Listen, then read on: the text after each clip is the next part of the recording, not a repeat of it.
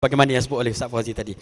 Okey, sekarang saya pergi kepada pusingan yang ketiga dan selepas saya bertanya tadi, saya buka pula kepada tuan-tuan sendiri untuk bertanya kepada 4 panel yang ada di depan kita ini.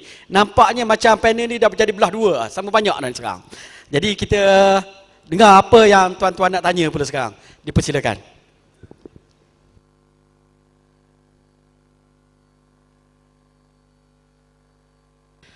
Sila sebut nama dan direct kepada soalan. Ha?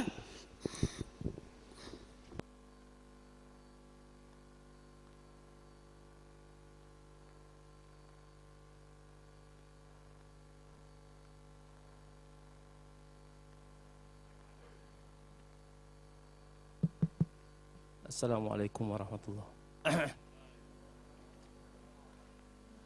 nama saya Ustaz Ismail. Pertama saya nak tuju soalan kepada Ustaz Ni Amar tentang konsep tahalluf siasi yang dilontarkan oleh Ustaz Fauzi. Itu biar Ustaz Amar lah yang hurai, saya tak mahu hurai di sini. Cuma saya keliru beberapa perkataan dan beberapa ucapan daripada golongan Islamis, iaitu Dr. Fauzi, Dr. Yusri dan atau Ustaz Fauzi. Saya nampak golongan yang melabelkan kumpulannya sebagai Islamis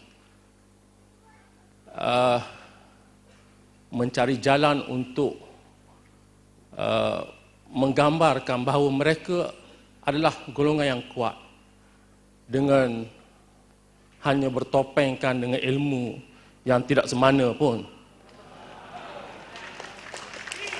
Jangan ingat orang bawah marhain ini golongan yang ditipu oleh ulama yang bawa kita, yang boleh menafsirkan Al-Quran dan hadis yang Ustaz Fauzi sebut adalah ulama yang diiktibar, yang diiktiraf kewibawaannya, ketinggian ilmunya, bukan hanya ditafsirkan dengan logik akal yang bersandarkan kepada tahalluf tak betul dan konsep negara kebajikan tak betul. Saya lontarkan lagi soalan supaya Ustaz Ni Amar menjelaskan konsep kebajikan, konsep negara berkebajikan.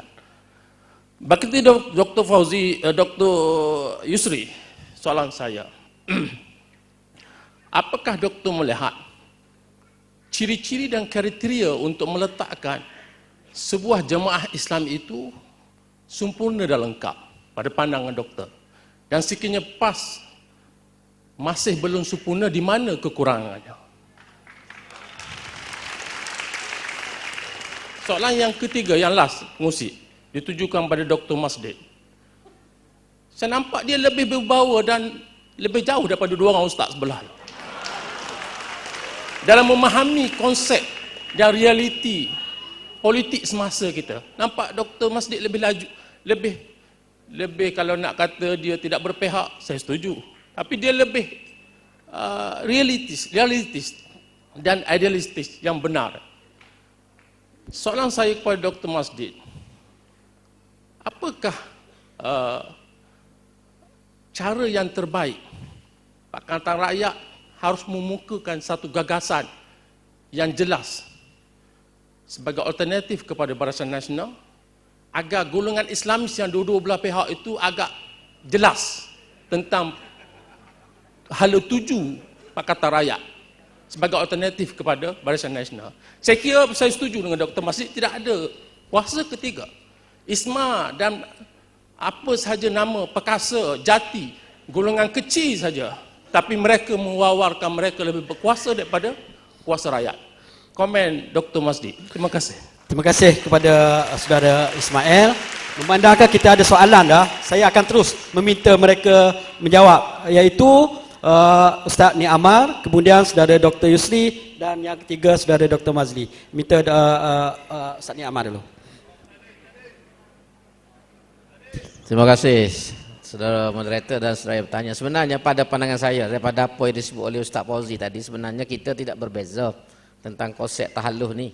Kita sama-sama menerima tentang tahalluf. Cuma harapan daripada Dr. Ustaz Fauzi ialah supaya PAS ni lebih apa nak kata tadi, dia kata dobik tadi, iaitu lebih konkret dan lebih berhati-hati dalam soal tahalluh ni. Saya rasa dia tidak mempersoalkan tentang tahalluh itu sendiri. Sebab tahalluh ni memang di segi pemikiran politik Islam ialah suatu konsep atau suatu pemikiran yang sudah diterima pakai. Dan bukan kita di Malaysia saja yang bertahalluf ini. Gerakan Islam di Turki juga menggunakan pendekatan yang sama. Gerakan Islam di Tunisia juga menggunakan pendekatan yang sama. Dan di Iran sendiri pun dalam pereka awal revolusi Islam di Iran yang menjatuhkan Shah Iran pun aspek ataupun kaedah tahalluf siasi ini juga digunakan. Dan di Mesir sendiri pun Ikhwan Muslimin juga mengambil kira perkara-perkara ini. Jadi di segi asasnya tidak ada perbezaan antara kita tentang tahalluf ini. Cuma pada pandangan saya Ustaz Fauzi merujuk hanya kepada kertas. Mungkin dia tidak melihat kepada perbincangan yang berlaku dalam majlis syura itu. Karena dalam perbincangan itulah kertas itu diperkukuhkan dengan hujah-hujah yang lebih kemas dan yang lebih baik. Tapi ingatan dia supaya kita berhati-hati itu, kita memang sentiasa berhati-hati. Kita PAS ini. Sebab tu setakat hari ini walaupun kita bekerjasama dalam Pakatan Rakyat, iltizam Islam kita tu masih lagi kekal. Kita tidak akan menukar warna kita hanya semata-mata untuk menang dalam pilihan raya. Itu sikap kita. Dan kita jelas, parti kita jelas dalam soal ini. Kita boleh bersama-sama sebab sekarang ini isu yang paling penting ialah isu untuk menjatuhkan Barisan Nasional. Itu isunya. Bukan lagi soal dia sekarang ni nak buat negara macam mana. Sebab tu saya selalu jawab soalan kalau orang tanya siapa nak jadi Perdana Menteri, negara mana. Itu bukan masa dia sekarang kita nak tanya. Siapa-siapa boleh jadi Perdana Menteri, saya pun boleh jadi Perdana Menteri. Tak ada masalah apa. Jadi apa yang kita duk sibuk sangat soal siapa nak jadi Perdana Menteri itu. Yang penting sekarang ini isu yang penting di hadapan kita menjatuhkan kerajaan Barisan Nasional yang zalim, yang sekular ini. Itu asas dia. Ini saya rasa itu yang kita kena clear dulu. Kita kena tahu yang mana utama. Letak prioriti kita yang utama. Kita duk cakap benda yang orang kata khotih dulu, tak selesai semua masalah. Jadi kena tahu apa yang lebih utama. Dan kita PAS ini pun bergerak kerana kita meletakkan keutamaan itu. Kita tahu ada masalah, kita berkawan dengan DAP sekular, kita PAS Islam, PKR pun liberal, kita tahu. Bukan kita tak tahu.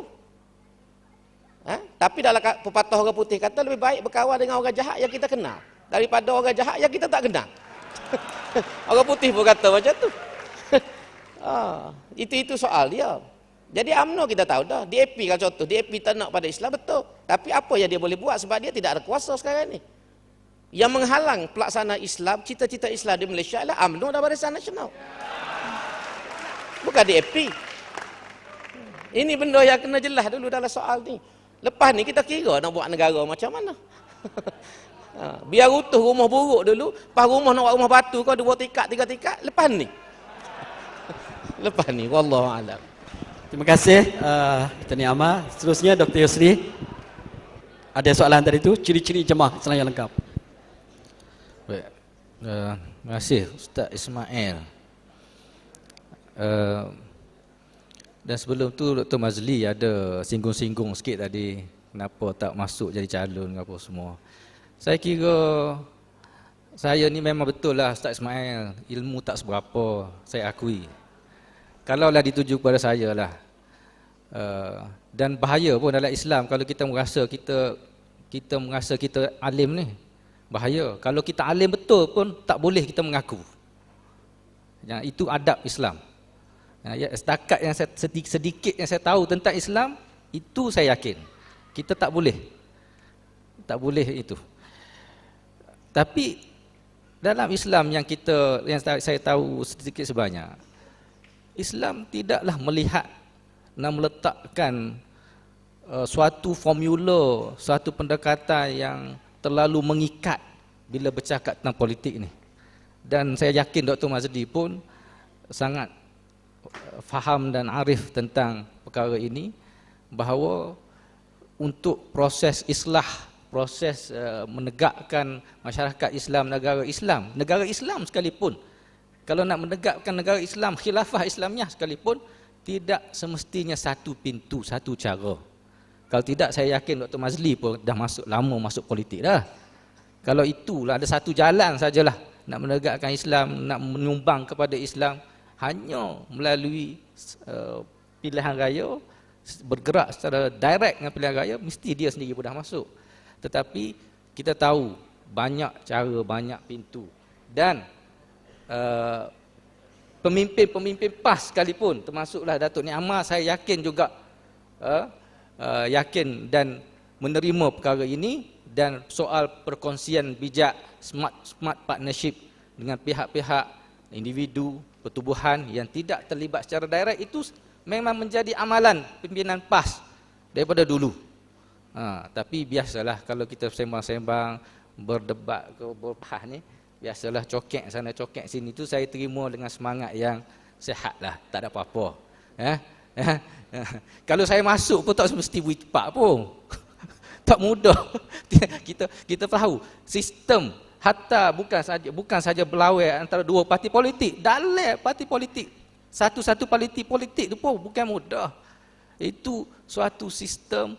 Bila bercakap tentang kuasa, bercakap tentang untuk memilih pemimpin ni, daripada zaman awal Islam lagi tidak mudah. Para sahabat sekalipun menghadapi masalah untuk mentadbir siasah politik ni, yang tak mudah. Itu para sahabat dengan jiwa, dengan hati, dengan akal yang Masya Allah, didikan Rasulullah SAW. Kita ni tak kira kita satu level dengan sahabat. Kita berani ke kita nak kata kita top selevel dengan sahabat? Ya? Jadi kalau nak katakan apa-apa yang kurang pada PAS, takkanlah tuan-tuan, saya rasa pimpinan PAS pun tak berani mendakwa PAS dah sempurna. Kalau nak bila hak mana kekurangan cadangan, bolehlah, tapi ada tempat, there's a place for everything dah. Ada benda, ada tempat untuk membincangkan. Dan tak semua, dalam Islam ni fleksibel. Ada kadang-kadang sedekah, kalau kita nak bagi infak, nak sedekah secara terbuka tu lebih baik. Kadang-kadang kita sembunyi lebih baik. Teguran pun sama, tak semesti semua teguran itu harus dinyatakan secara terang-terang. Islam tak pernah mengajar kita mesti, kalau nak tegur mesti dirayak depan muka gitu. Tidak semesti. Tapi kalau saya nak kata, memang ada cadangan-cadangan, boleh saya utarakan cadangan. Tapi seperti mana kalau saya nak utarakan cadangan kepada UMNO, kepada BM pun, panjang senarai dia. Antara kurangnya tadilah, cara kalau tegur sikit cepat neting doa. Nak royak. Jangan neting cepat sangat. Ilai undi gitu weh. Jangan cepat sangat neting. Kena dulu, kaji dulu lebih kurang latar belakang lagu mana. Jangan cepat sangat tengok jauh tu. Dulu lagi tengok, ni hijau kau biru, hijau biru. Gitu. Relax. Kalau nak tegur seputih lah. Ya, jangan, terutama bila kita bercakap tentang sesama, mereka yang berkongsi aspirasi. Jangan cepat nak melabel soal ilmu tak sebanyak mana. Jadi itulah, kalau boleh nak sebut lah. Wallahu a'lam. Terima kasih Dr. Yusri. Dan seterusnya Dr. Mazli, silakan. Okey. Sebelum jawab soalan Ustaz Ismail tadi, saya bukan nak komen bab tahalluf ni, rasa Datuk Nik Amar pun dah jawab bagi pihak PAS tadi. Cuma saya rasa perlu nak beri pendapat sikitlah. Dia kena lihat ya, dalam beberapa ayat, dalam beberapa hadis yang berkaitan hubungan kita dengan orang kafir, ataupun yang sentiasa dipanggil sebagai hadis ayat Quran berkaitan wala' dan bara', perlu dilihat daripada konteksnya. Ada separuh hadis tu, seperti hadis dalam Muslim tu, berkaitan dengan perang Badar. Betapa ada musyrik yang ingin turut serta. Rasulullah kata, kami tak minta mohon daripada orang musyrik dalam nak bertempur kerana keadaan pada waktu itu. Dan peperangan Badar itu sendiri bentuknya. Ada punya cerita lanjut. Dan berkaitan dengan ayat Quran, kena lihat kepada konteks masa itu. Waktu Rasulullah SAW perang di antara Mekah dengan Madinah, suasana pengkhianatan Bani Israel, yang tinggal di Madinah terhadap penduduk di Madinah. Jadi dia tidak boleh mengambil secara harfi ataupun secara literal saya. Dan saya kira itu dah masuk dalam pertimbangan Dewan Ulama PAS ketika mereka buat kajian. Sebab tu mereka mungkin tak sebut benda-benda ni. Dan saya yakin bagi Dewan Ulama PAS sendiri, ialah saya pun alu-alu kan kalau boleh undang Ustaz Fauzi untuk bertukar pendapat, tapi sejauh yang saya tahu dalam mengkaji gerakan-gerakan Islam, termasuk dalamnya PAS sendiri, PAS mempunyai hubungan yang amat rapat dengan gerakan Islam di luar dan ulama-ulama gerakan Islam di luar sendiri. Takkanlah ulama-ulama PAS tak ambil pandangan mereka. Jadi berkaitan soalan Ustaz Ismail tadi, macam mana nak konkret apa semua untuk golongan Islamis lain akan sokong PAS selepas ini. Pada saya satu jawapannya, PAS perlu menang besar. Dan perlu jadi nominal dalam Pakatan Rakyat. Dan kalau PAS nak laksanakan segala program-program Islam, di situlah saya yakin golongan ketiga, golongan Islamis, baik Isma, baik Dr. Yusri, baik Ikram, Abim, semua akan bantu PAS insya-Allah. Okey, wallahu alam bisawab. Terima kasih kepada tu. Mungkin saudara nak tambah?